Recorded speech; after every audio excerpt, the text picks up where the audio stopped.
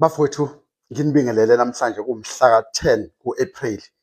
Ngithi kuwena into ongayazi inkulu kunawe. What you don't know is bigger than you. Inganza kwethu, angizukukhuluma nge-Middle East. Ngifuna ukuthinta ezasekhaya. Ngifuna ukukhuluma ngamagama amabili abalulekile kwezasekhaya. Angizokulifaka elilodwa ngamasibomu ngizolishiya. Kodwa ngifuna ukukhuluma ngendaba kaHungwayi Maumela. Ngithi nje nqambi. Nina-ke siyonokhuluma ngayo ebese ngikhuluma ngendaba kaBaba uThula Sizwe Buthelezi uShenge owuminister wakaCokta, ukuthi kuthiwani izinto mazenzeka kanje. Ubani onolwazi ongasichazela sitshele kwenzakalani bafowethu KwaZulu Natal.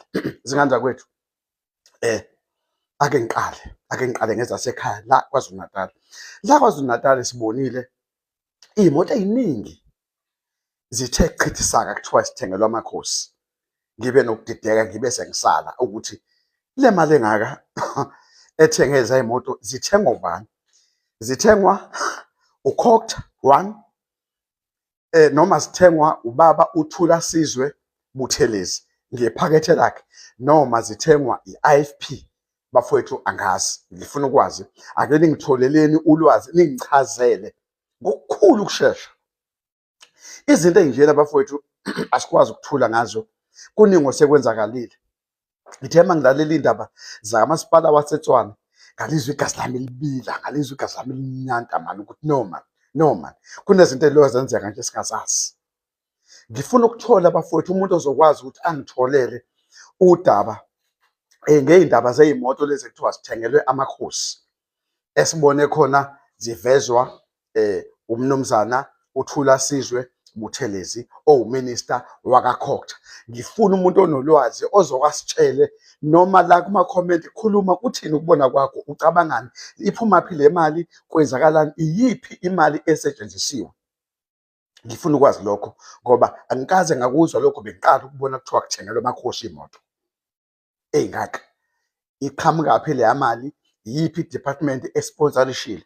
Sifuna ukwazi ukuthi kwenzakalani. Asikhulume bahlali, kuningi esingakwazi okukhulu kunathi. Ebese ngishona kulona kuthiwa umshana kaCyril Ramaphosa, uHungwayi Maumela. Indaba kaHungwayi Maumela bafowethu, kwangazi ukuthi uHungwayi Maumela is untouchable, akathintwa. Kwenzakalani ngoHungwayi Maumela? Kuningi sekushiwo nesekuvelile ngeHungwayi Maumela, ukukhwabaniswa kwama-billions esibhedlela saseThembisa. Iy'mali ey'ningi, amaningi ama-department akhwabanisiwe, and kuney'mali ezayingena kuVusumuzi Khathi Matlala zidlule ziye kuHungwayi, noma yisuke kuHungwayi zidlule ziye kuleya ndoda ethizeni uKhani. Kwenzakalani bafowethu? uHungwayi Maumela ithini indaba yakhe? Yini yena singezwa ukuthi ubizwa nini kuma-commission? Yini yena singezwa ukuthi kwenzakalani? Ngoba siyayikhumbula iy'moto zishaqwa i-SIU. Kodwa mase ishaqiwe imoto asitholanga ukuthi likhona yini icala elibhekene naye lokukhwabanisa le-fraud, because uma unecala le-fraud kumele mawuvelile enkantolo.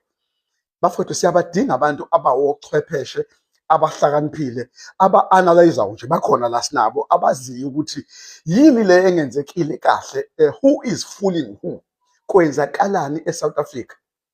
Ngenani kuma-comment, khulumani, sikhulume namaqiniso.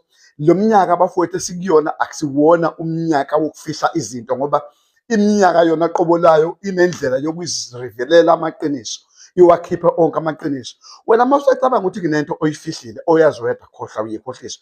Uma ucabanga ukuthi kunento engeyakho wedwa, khohlwa uyikhohlisa. Sizoyithola, sizoyazi, and sizokhuluma ngayo. Ungacabangi ukuthi uma sesikhuluma ngayo siyak-attack, asik-attack. Siyakhuluma njengabahlali base-South Africa, baseMzansi. Siyakhuluma njengabahlali ngoba izinto ey'ningi ezenza lezi iy'mali zama-taxpayers. We need to talk about these things. Kwenzakalani? uHungwayi Maumela uboshwa nini? uHungwayi Maumela uza nini kuMadlanga? Ubizwa nini kuMadlanga? Indaba yakhe nje ayithintwa. He is untouchable. Ngempela kuyoze kube nini indaba kaHungwayi Maumela kungenzeki lutho ngayo? Because sesiyazi ukuthi ziningi iy'mali. Abantu abathinteka egameni likaHungwayi Maumela sebevelile kuMadlanga kabili, yabo.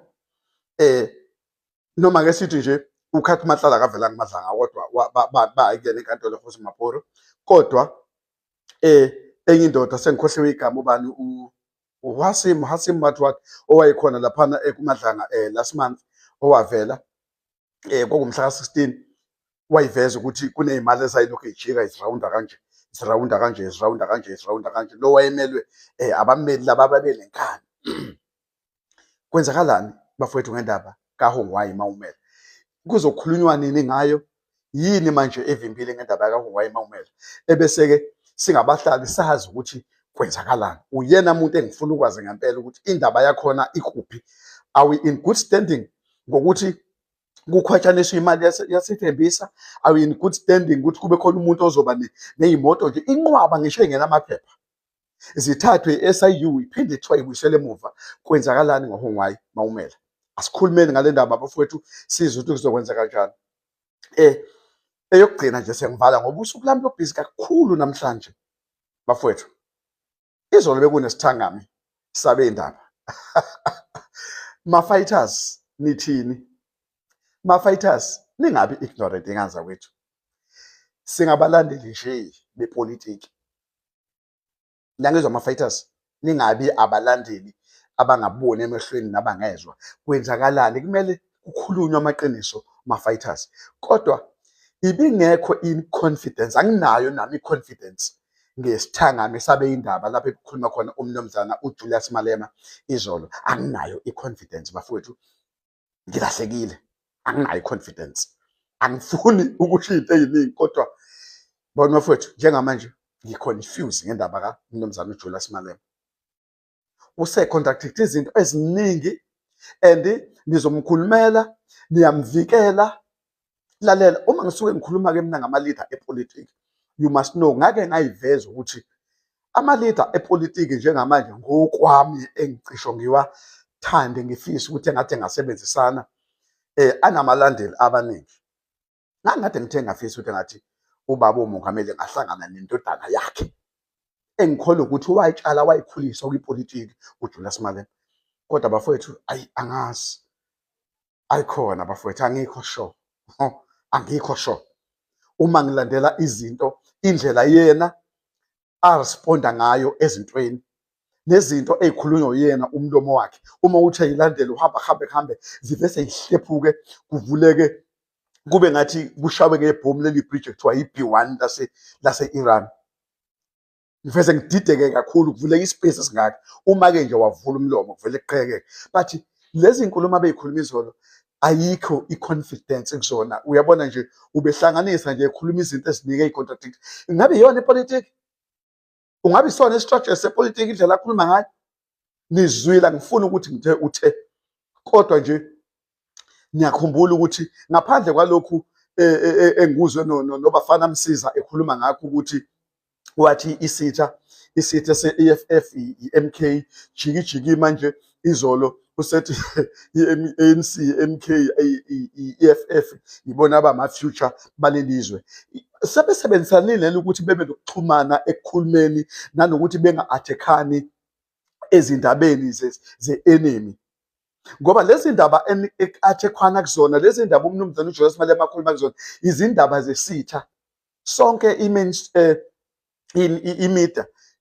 media siyazi ukuthi iholwa yi-enemy, umuntu ongamthandi, umuntu omnyama. Sebebaningi abantu abathi umnumzane uJulius Malema uyena oyi-enemy yomuntu omnyama, uyena umuntu oyi-enemy we-South Africa. Kuthini ukubona ngakho? Ake sikhulumeni ukuthi ucabanga ukuthini, kodwa ungakhulumi u-defensive. Ngiyakucela, don't be defensive and then respond. That's wrong. Kuzokwenza ukuthi noma uphethe a valid point singakuzwa ukuthi uthini, ngoba sifuna manje ukuhamba nepoint elisound. Uma uzokhuluma iba ne-sound mind. Thank you. Nibe nosuku oluhle. Iyobonana ntambama ngezaseMidlip East. Danko.